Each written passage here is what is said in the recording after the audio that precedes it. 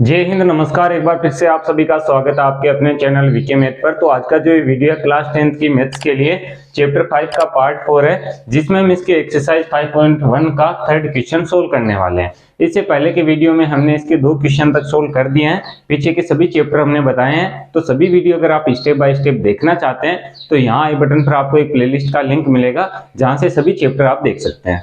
चलिए आज के इस वीडियो को शुरू करते हैं। तो यहाँ पर दोस्तों जो 5.1 एक्सरसाइज है, इसका जो थर्ड क्वेश्चन है, इसमें हमें यहाँ पर सार्वअंतर और प्रथम पद ज्ञात करना है, जिसके लिए हमें एक एपी अर्थमेटिक प्रोग्रेशन समांतर श्रेणी दी गई है। तो चलिए इसके सभी जो पॉइंट है थर्ड क्वेश्चन के, वो हम सोल्व करते हैं। तो यहाँ पर जो तीसरा इसका क्वेश्चन है, उसमें पहले पॉइंट में हमें एक एपी समांतर श्रेणी दी गई है, जो कुछ इस प्रकार से है 3 1 -1 और -3। यहाँ पर क्वेश्चन में हमें दिया गया है कि जो निम्न एपी आपको दी गई है उसमें प्रथम पद और सार्वअंतर ज्ञात कीजिए। अब यहाँ पर दोस्तों जो भी समांतर श्रेणी हमें दी जाती है, क्वेश्चन में हमें तरीके से क्वेश्चन को लिखना है। जैसे यहाँ पर सबसे पहले हम लिखेंगे दी गई एपी बराबर इस एपी को हम लिखेंगे। इसके बाद में हमें प्रथम पद ज्ञात करना है। तो यहाँ पर प्रथम पद क्या होता है कि जो भी समांतर श्रेणी हमें दी जाती है उसका जो पहला पद है वही क्या होता है, प्रथम पद होता है। समांतर श्रेणी इस रूप में होती है, जैसे A1 ये है, A2 A3 A4 इस प्रकार से, ठीक है। यानी कि ये इसके क्या है, पद है।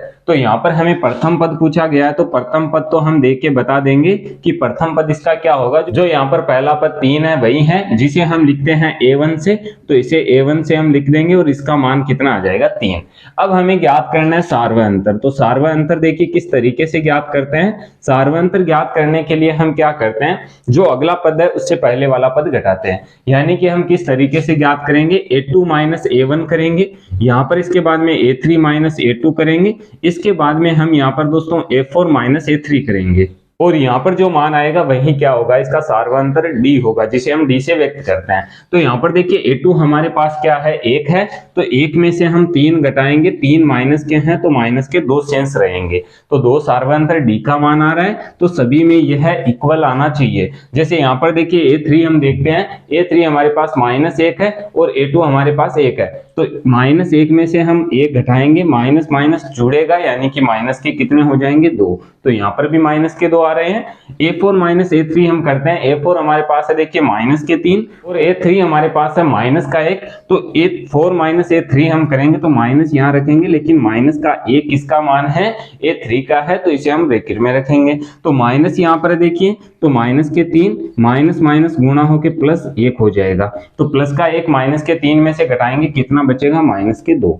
तो सभी में सार्वअंतर बराबर आ रहा है, तो हमारा जो सार्वअंतर D का मान है वो कितना हो जाएगा, -2 हो जाएगा। तो इस प्रकार से हमने प्रथम पद और सार्वअंतर इसका ज्ञात कर लिया है। अब कभी कभी क्वेश्चन इसी प्रकार से भी आता है कि यहाँ पर हमें सार्वअंतर दिया जाता है, प्रथम पद दिया जाता है, एपी के आगे के पद ज्ञात करने होते हैं। तो उसी प्रकार के भी क्वेश्चन हम सोल्व करने वाले हैं। पहले हम तीसरे क्वेश्चन के सभी पॉइंट सोल्व कर लेते हैं। तो पहला पॉइंट हमने सोल्व कर दिया है, चलिए आगे बढ़ते हैं, इसका नेक्स्ट पॉइंट हम सोल्व करते हैं।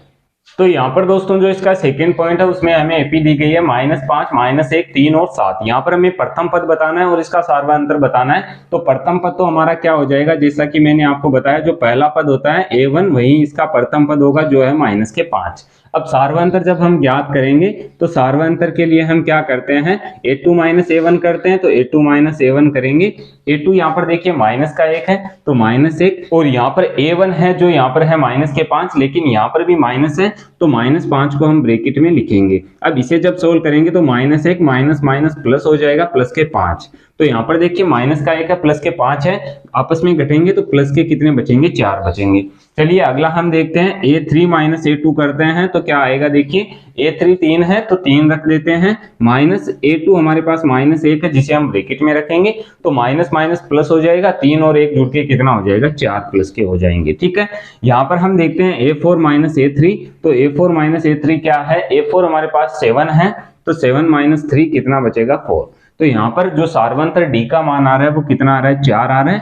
प्रथम पद हमारा क्या था, -5। तो इस तरीके से प्रथम पद और सार्वअंतर को ज्ञात किया जाता है जब एपी हमें दी गई रहती है। चलिए आगे बढ़ते हैं, इसका अगला पॉइंट हम सोल्व करते हैं।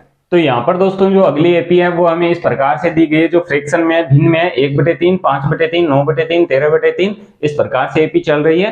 प्रथम पद हमें देखना है, तो प्रथम पद तो हमारा पहला पद हो जाएगा, जो A1 हम लिखेंगे 1/3, क्योंकि पहला पद यहाँ पर क्या है 1/3 है।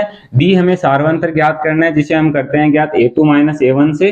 A2 यहाँ पर देखिए क्या है 5/3 है, तो 5/3 माइनस हम करेंगे 1/3। इन दोनों का हम एलसीएम लेंगे, जो इसके डिनोमिनेटर हर है 3 है, तो 3 यहाँ पर एलसीएम होगा, तो 5 माइनस 1 हो जाएगा, यानी कि 4/3 हमारा सार्वंतर आएगा। आप बाकी आगे भी कर सकते हैं, जैसे A3 माइनस A2 हम करेंगे। A3 माइनस A2 हमारा क्या होगा, देखिए A3 हमें दिया गया है यहाँ पर 9/3, तो 9/3 A2 हमारा हो जाएगा 5/3, तो 5/3 दोनों का एलसीएम कितना आएगा 3 आएगा, जो इसके डिनोमिनेटर है दोनों के 3 है। यहाँ पर देखिए 9 माइनस 5 हम करेंगे, तो 9 माइनस 5 कितना हो जाएगा 4/3। इस प्रकार से आप आगे A4 माइनस A3 करके भी ज्ञात कर सकते हैं। तो हमें D कितना ज्ञात हुआ है 4/3, और यहाँ पर जो प्रथम पद था वो कितना है 1/3। इस प्रकार से सार्वंतर और प्रथम पद हम ज्ञात कर सकते हैं। चलिए आगे बढ़ते हैं, इसका नेक्स्ट पॉइंट हम सोल्व करते हैं। यहाँ पर दोस्तों जो इसका अगला पॉइंट है उसमें हमें जो एपी दी गई है वो डेसिमल्स में है। यहाँ पर दशमलव में संख्याएं हैं 0.6, 1.7, 2.8, 3.9 और आगे यहाँ पर एपी चल रही है। यहाँ पर हमें प्रथम पद तो इसका बता देना है, जो प्रथम पद A1 है कितना है 0.6 है, तो सीधा आप लिख सकते हैं। देखिए अब यहाँ पर सार्वंतर जब D हम ज्ञात करेंगे तो किस प्रकार से करेंगे, A2 माइनस A1 हम करेंगे।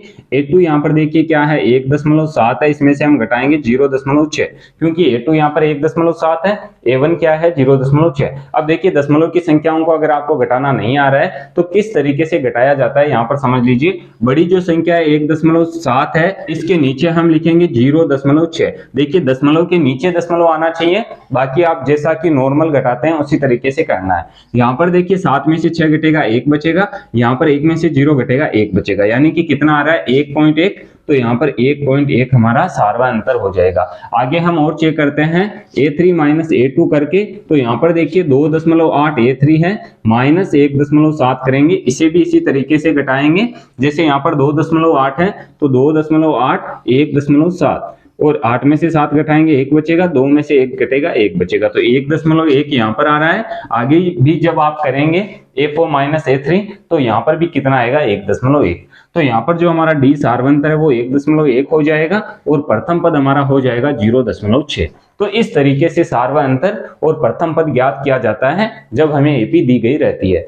तो ये दोस्तों इसका थर्ड क्वेश्चन था। इसके अगले वीडियो में हम इसका फोर्थ जो क्वेश्चन है उसमें 15 पॉइंट दिए गए हैं, सभी को सोल्व करेंगे, जहां पर हमें सार्वंतर भी ज्ञात करना है, एपी की पहचान करनी है कि एपी कोई है या नहीं है, एपी कब होती है कब नहीं होती है, ये मैंने इसके बेसिक कॉन्सेप्ट में बताया है, फिर भी मैं एक बार रिपीट कर देता हूँ।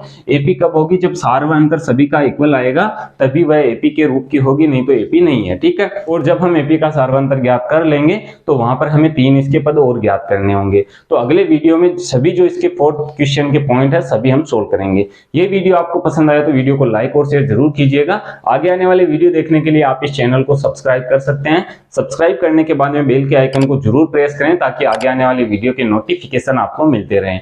मैं मिलता हूं आपसे इसी की नेक्स्ट वीडियो में, तब तक के लिए जय हिंद, जय भारत, वंदे मातरम।